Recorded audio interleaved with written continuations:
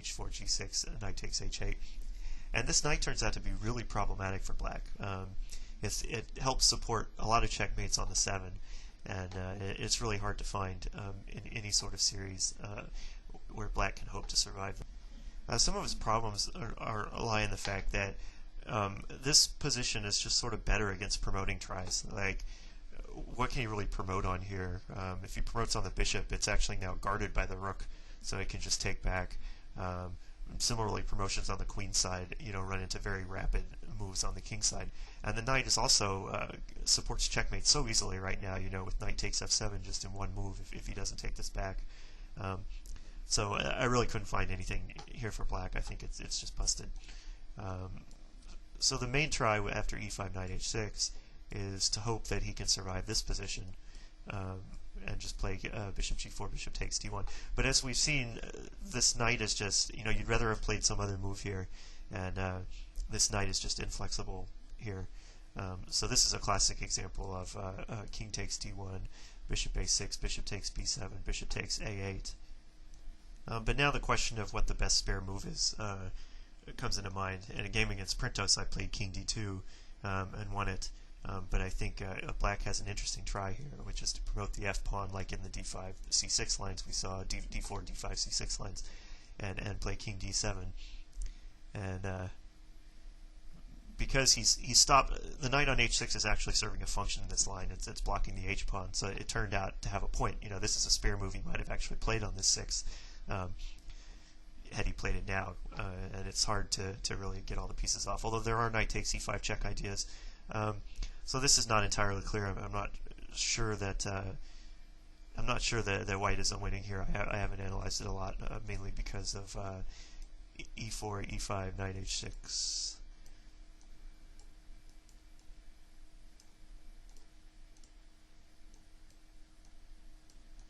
Mainly because I think that king e2 is a better spare move. Although again, it's kind of interesting. There are now ideas such as bishop takes a1, knight takes d4, and king moves.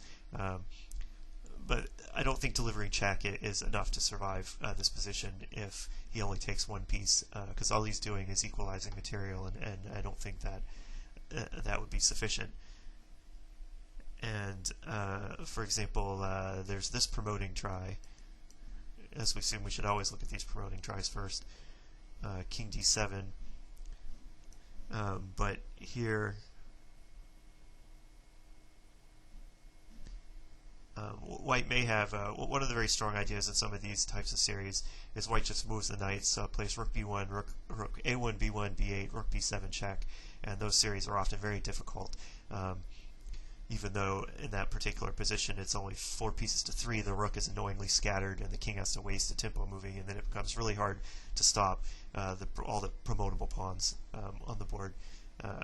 But again, I haven't analyzed e4, e5, knight h6 a lot, so I think that it's possible that e5, knight h6 might draw for black. I put it in the maybe category, and it's definitely worth looking at more. Doing more analysis on. So moving on, the two major lines. I'm trying to think if there's any other series that I need to cover after e5. Because remember, the problem here is that white threatens this checkmate. So after e5, there's e5, f6, but I'm going to cover that last. So I guess I'll go ahead and look at d5, d takes e4. Now, this is actually a really interesting idea, and I think either it or e5, f6 are the main lines, but I think this one might be in some trouble here. So if he goes queen g4, queen c8, queen d8, I think black is actually possibly winning.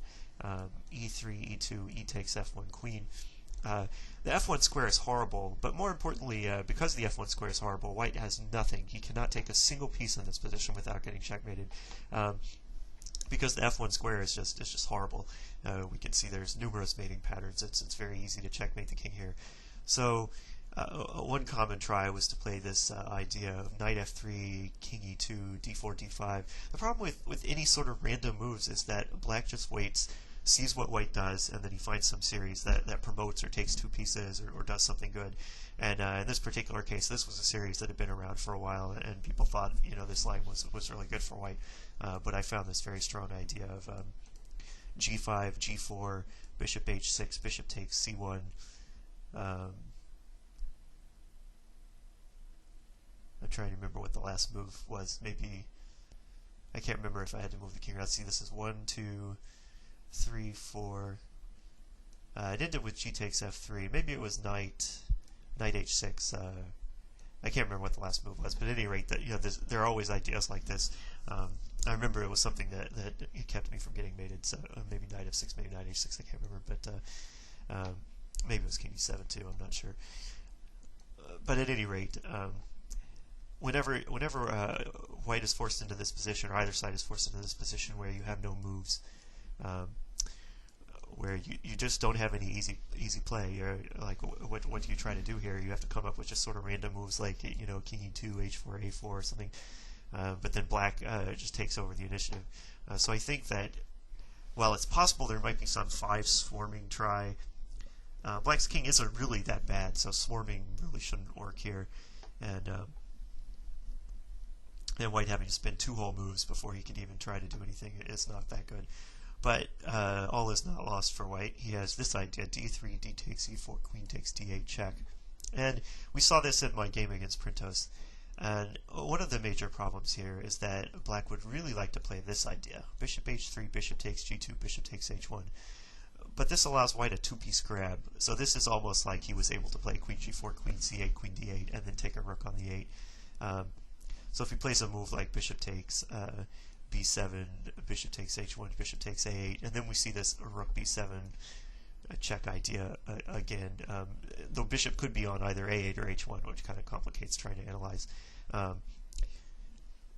black does have ideas. The problem is if he plays a move like this, what he really wants to play, then he needs to avoid checkmate, so he plays a move like e6. But then white has this really good series: 1, 2, 3, 4, 5, 6, 7, and this just completely knocks black out of the game because he can't promote. He's got nothing but 2 knights, so that's just over. So it looks like black's main idea in this position is to play c takes coupled with a move like king d7, and then to play c takes c1, queen check.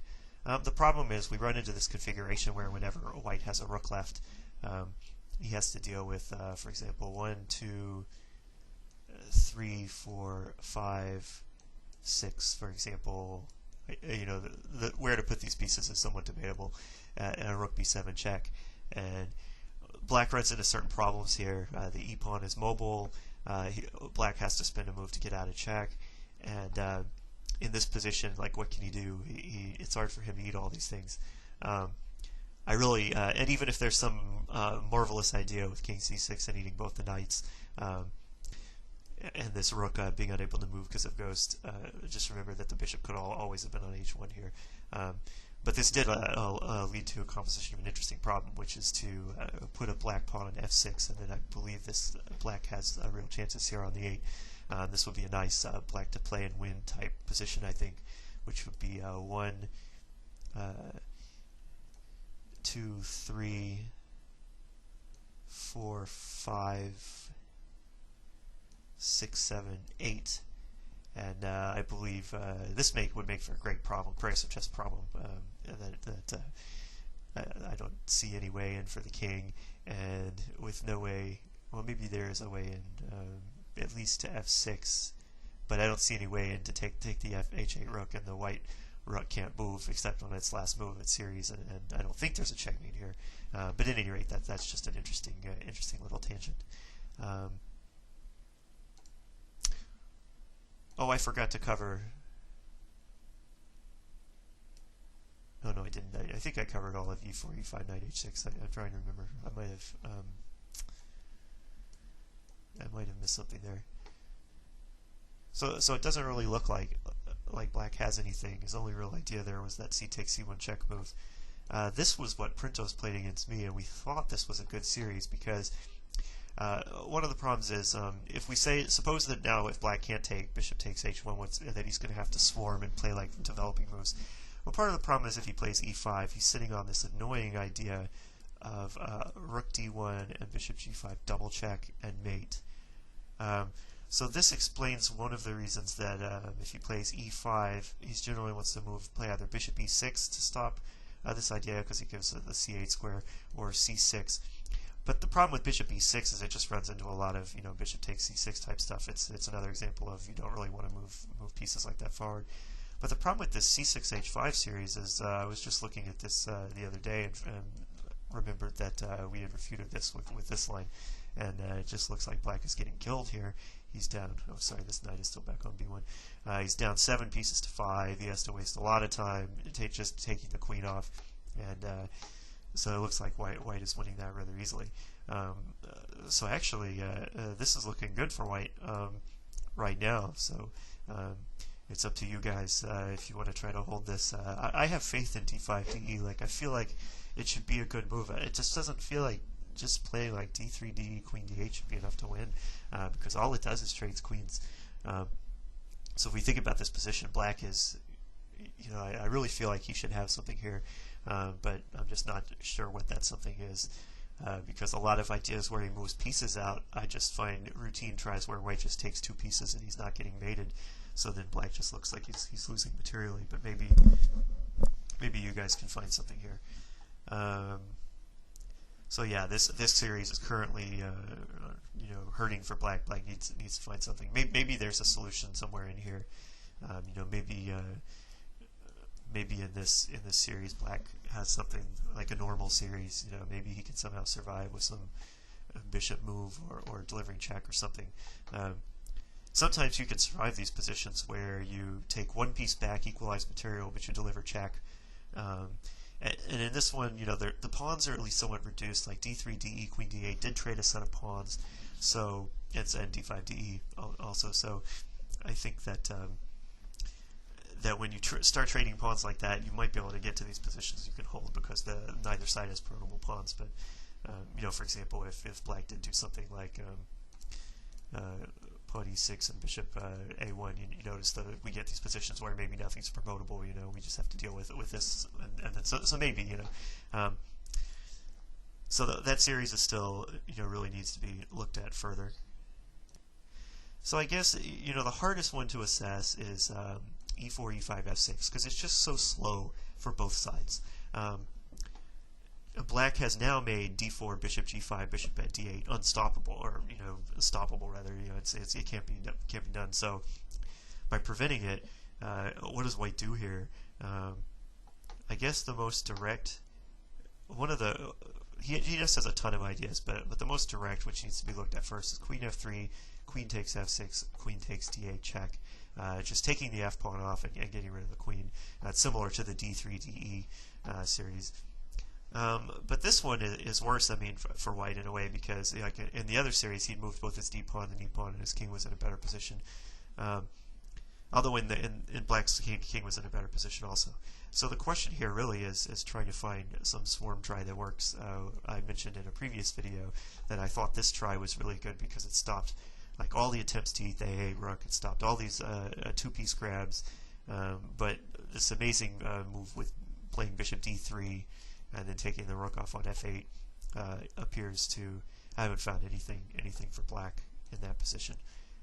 So currently I'm hinging my hopes in this line on king takes d8, d5, d takes e4, h5, and I think that this presents a white with some challenging problems to solve. I don't pretend to know what the assessment is. When you swarm like this, the assessment is generally, it looks pretty good for black, and then you find the one series that eats stuff and doesn't get mated, and then everything changes. So that's really kind of the way progressive chess goes. You have these current series that most swarms, remember, do not work.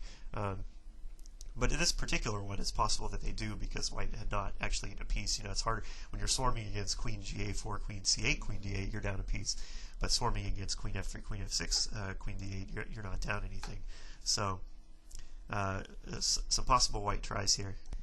Well, the first thing we see is that trying to get rid of the rook that's being threatened to be activated doesn't work very well. For example,